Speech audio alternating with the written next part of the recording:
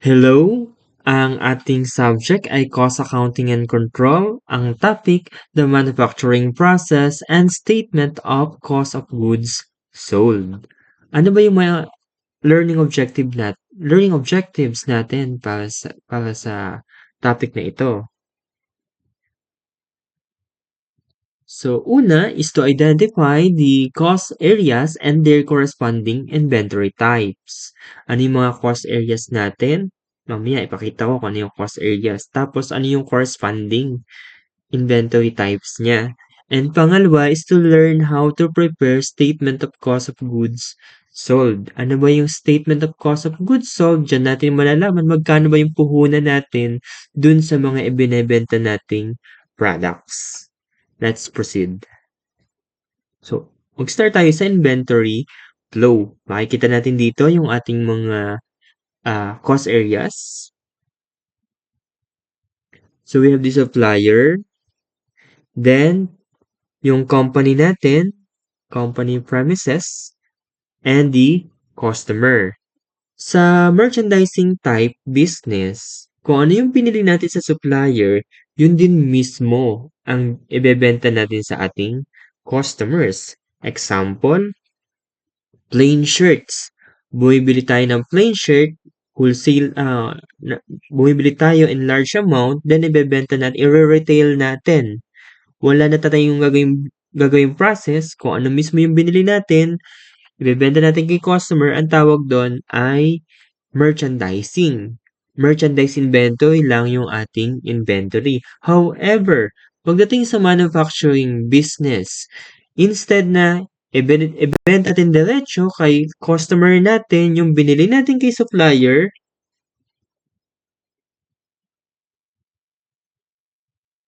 ipaprocess muna natin. So, paano yung process? So magkakaroon tayo ng sub-area sa company premise natin. Sa warehouse, factory, and store. Sa warehouse, doon natin ilalagay yung ating mga raw materials. Ano ba yung ginagamit natin para ma-produce yung ating products. Pagdating naman sa factory, doon natin ipaprocess. Doon sa warehouse, ano yung ating ipaprocess? Sa factory, andun yung andun yung mismo yung process kung saan natin ipaprocess yung raw materials. Pag nasa factory na siya, ang tawag na work in process inventory na siya. Meaning, nilalapatan natin siya ng process, i-convert na natin siya into something else or into our product. At pag natapos na siya, magiging na siyang finished goods inventory. Which in turn, yun yung ibebenta na mismo natin kay customer. Pag ibinenta na natin kay customer from asset, which is inventory, magiging na siyang cost of goods sold. Magbigay tayo ng example. Sabihin natin, meron tayong business. Ang business natin ay t-shirt printing. Sa t-shirt printing, sa warehouse natin, doon natin ilalagay yung ating mga, anong type of inventory niya? Yung ating raw materials. Sa t-shirt printing, ano ang mga raw materials natin? Example, we have plain shirts, iba-ibang kulay, at meron din tayong inks. Ang raw materials natin mahahati into two. Ano-ano yun? We have the direct materials and indirect materials. Yung direct materials, easily measurable siya. Pero, yung indirect, hindi natin makikita kung magkano ba yung measurement. Ano yung measurement nung item na yun dun sa ating finished product. So, we have ink as indirect materials. Pag dinala natin siya sa ating factory, sa ating print shop, ayan, mag-iimprenta na tayo. Ang tawag na ay, ano lang ang tawag? Work in process. So, yung work in process, andyan na yung ating mga makina, andyan na yung mga operator ng ating makina, yung mga taga-print, taga sa factory na yon. Yung mga items natin na nasa factory, ang tawag natin siya, sa kanya, last time, raw materials. Pagdating dito, magiging na siyang work in process inventory. At kapag natapos na, pwede na siyang ibenta. At kung pwede na siyang ibenta, saan na natin siya ilalagay? Sa store. Example ng na-print natin, never give up. So, ito yung ating finished product na pwede na nating ibenta sa ating customers. So, ganun yung process. We have raw materials, item na ipaprocess pa lang. Work in process, meaning, nasa factory na natin, ginagawa na, at pag finished goods, tapos na, nasa store na, pwede nang ibenta. So, yun yung ating flow ng inventory at once na natapos na yan at naibenta na natin, dun pa lang siya magiging cost of goods sold. Sa merchandising type business, ang cost of goods sold, statement of cost of goods sold, ito na yung pinakang report na gagawin natin para maipakita magkano yung halaga nung ibinenta natin or in other words, magkano yung ating puhunan dun sa ibinenta natin. Para malaman natin magkano ba yung ating kinita. So, let's start.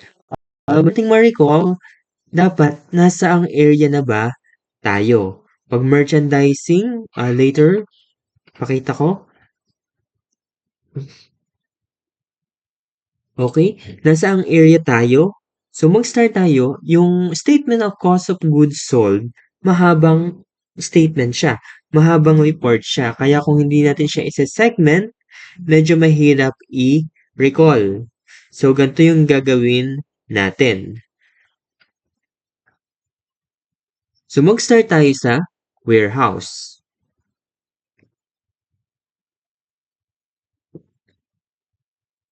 Sa warehouse, sabihin natin meron na tayong mga nabili nung una na mga ano nga yung mga raw materials natin? Yung ating plain shirts at ink, indirect. Sabihin natin na meron tayong 1,000 peso worth of plain shirts and ink. So, sama na siya dyan sa raw materials, both direct and indirect.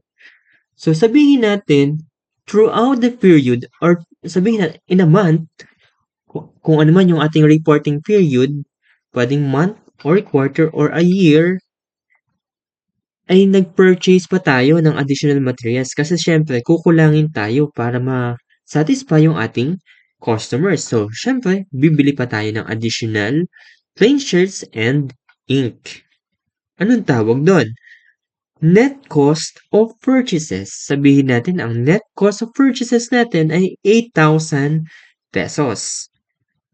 Ang total, ang tawag natin dyan, pag pinagsama na natin yung raw materials beginning, tsaka yung mga bago nating binili or net cost of purchases, 8,000 total goods available for use. Meaning, yan na yung halaga na pwede natin gamitin to manufacture our product. Magkano? 1,000 plus 8,000, 9,000. Pero mapapansin nyo, may asterisk. May footnote. Paano i-compute yung net cost of purchases? So, to compute gross purchases less purchase returns, discounts, and allowances equals net purchases. Isama mo pa yung transportation in equals net cost of purchases. Sa recap, net cost of purchases plus raw materials inventory beginning equals total goods available for use. Yan yung available natin na mga materyales, mga plain shirts, at saka ink to produce printed shirts during the period. Ngayon, sabihin natin, may natira. At the end of the period, ang raw materials na lang natin, 2,000 pesos. Meaning, ano nangyari dun sa 7,000? Meaning, ginamit na natin. So, ang tawag na raw materials used. So, kung 9 out of 9,000, ginamit natin yung 2,000, meaning magkano ang gamit natin? Na-place natin into process? 7,000. Pero, yan ay raw materials used. Sa statement of cost of goods sold, dun sa first part, ang kailangan natin ay direct materials used. Sabi natin kanina, yung raw materials used natin, composed of direct materials and direct and indirect materials. So, meaning, kailangan pa nating alisin, doon sa ginamit natin na 7,000, may ginamit ba tayo na indirect materials? May ink ba? Yes. Sabihin natin, worth 500 pesos. Sa 500 pesos, ang indirect, meaning magkano yung direct?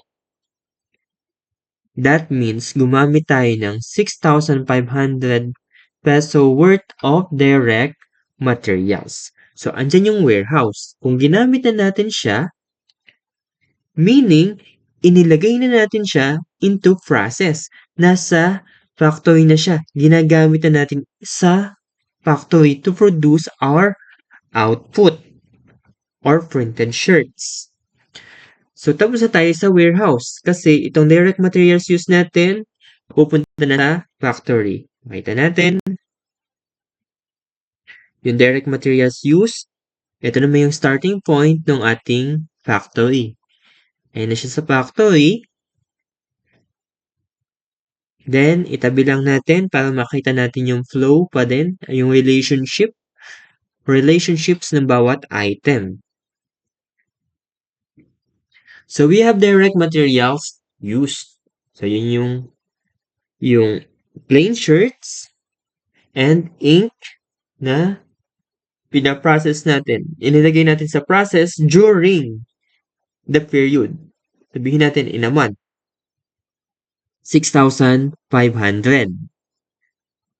Yan bang mga plain shirts na yan, automatic, maiimprentahan?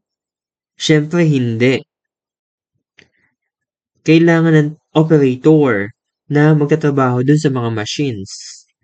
O kaya, dun sa ibang mga printing press, hindi automatic, yung tao mismo nag-iimprenta, dahan-dahan na pinipinturahan, or ipiniprint. So, yung mga workers, ang tawag dun, direct labor. So, tatandaan natin, direct labor, sila yung mismong nag-convert ng ating products into a finished goods. Ng ating raw materials, nag-convert ng ating raw materials into a product.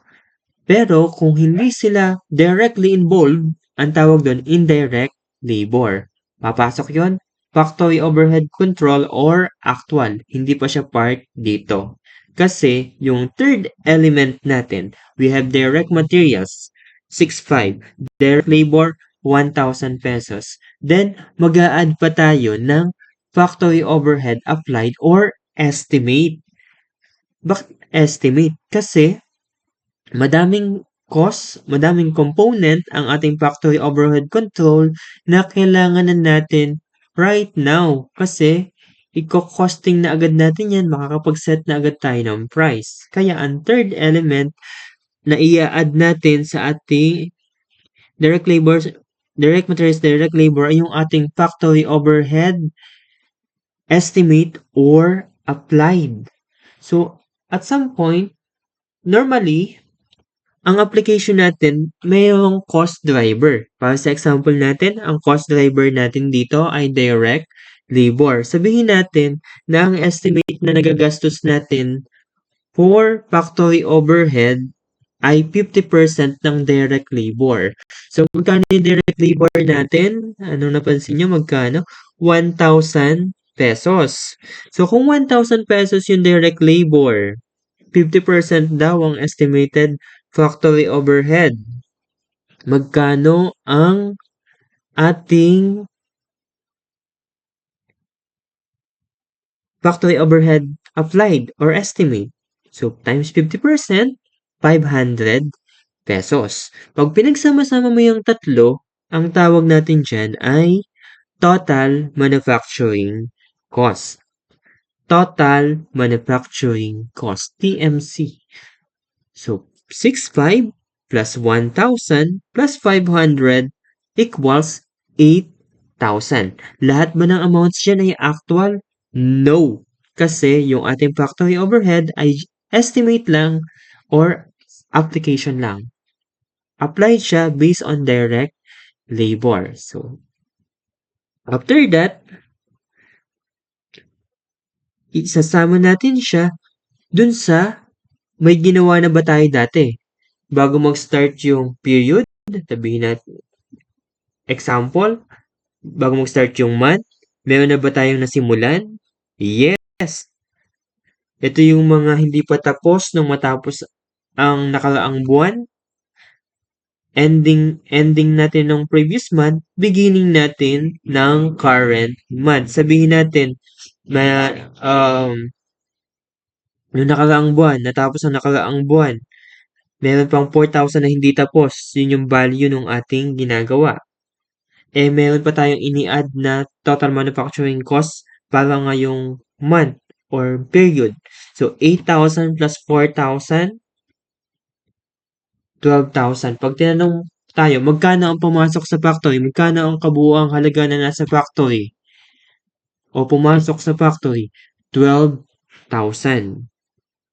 Ano kung natapos na yung period na ito? May hindi pa rin tapos. So, pag hindi pa rin tapos yung product, ang tawag work in process. May natira. Sabihin natin, ang halaga nung yung mga hindi tapos na items natin, worth 3,000 pesos. Anong tawag doon? Work in process ending. Work in process ending, nasa na yung natira. So, may 12,000 tayo, less 3,000, ito yung natira. Anong nangyari dun sa 9,000 pesos? So, kung tayo nasa factory, wala na siya sa work in process or tapos na siya sa process. Sa printing, meaning tapos na siya. Finished na. Na-manufactured na.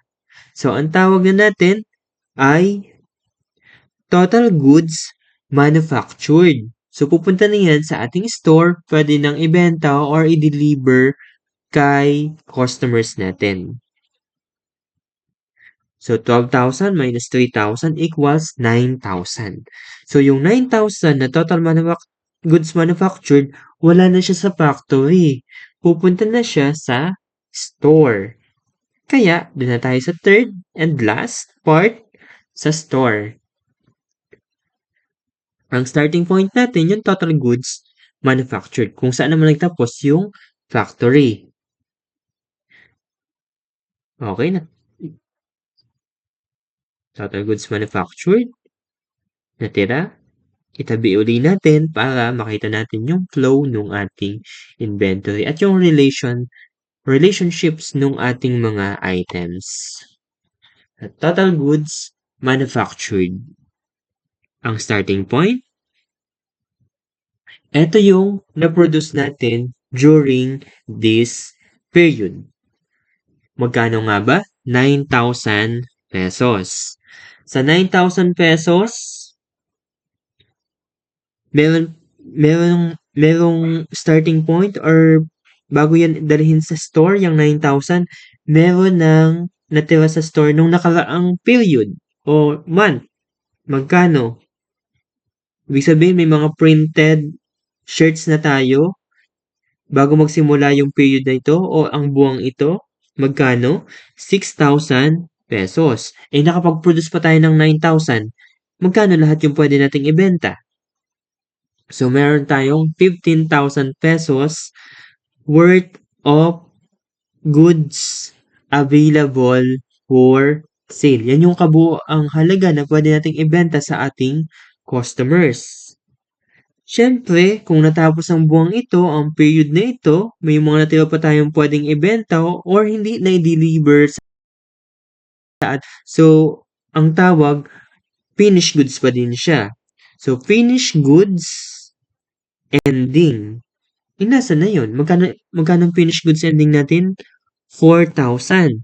Magkano yung available? Magkano lahat? 15,000. Meaning, ano nangyari dun sa difference? Di napabenta na magkano? 11,000. Cost of goods sold. Naibenta na 11,000. Kaso, under manufacturing concern, yung cost of goods sold natin, normal lang yan.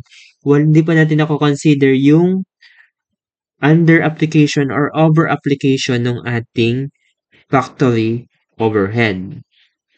Yung factory overhead natin, paano i-compute?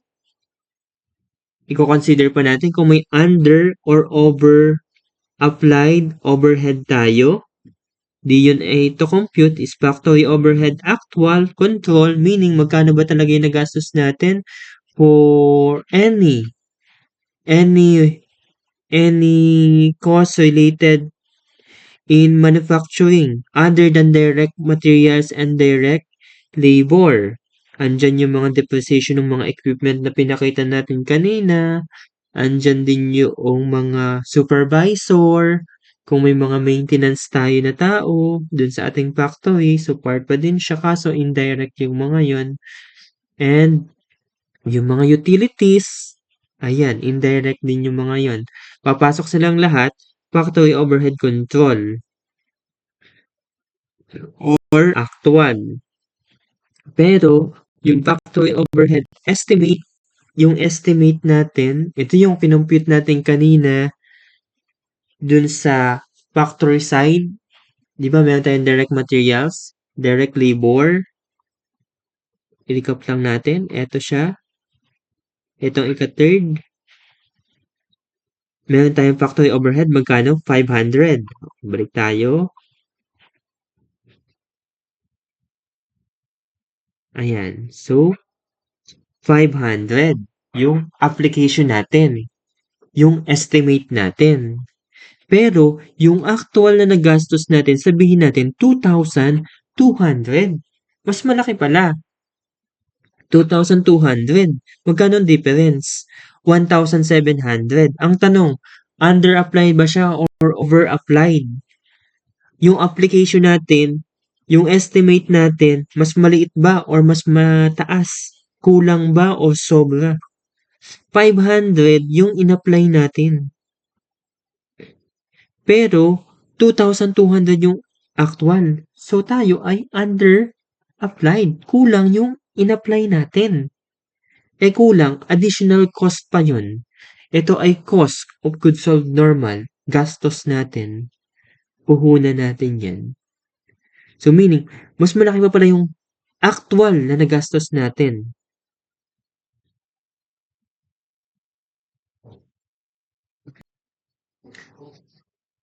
Kaya, ibig sabihin, under applied ng 1,700. Yung 11,000 natin, hindi lang yan yung ginastos natin. Ang kabuuan, kulang pa siya ng 1,700 kasi mas malaki yung actual na nagastos natin for overhead. Kaya, yung under-applied, i-add natin. So, under-applied siya, 1,700 plus 11,000 equals 12,700 cost of goods sold actual. Pero kung mas maliit yung actual na nagastos natin, may savings tayo, nakatipid tayo for factory overhead, i-deduct naman natin yung over-applied or savings. So that's all para sa ating cost areas with the corresponding inventory types at para sa preparation ng ating statement of cost of goods sold.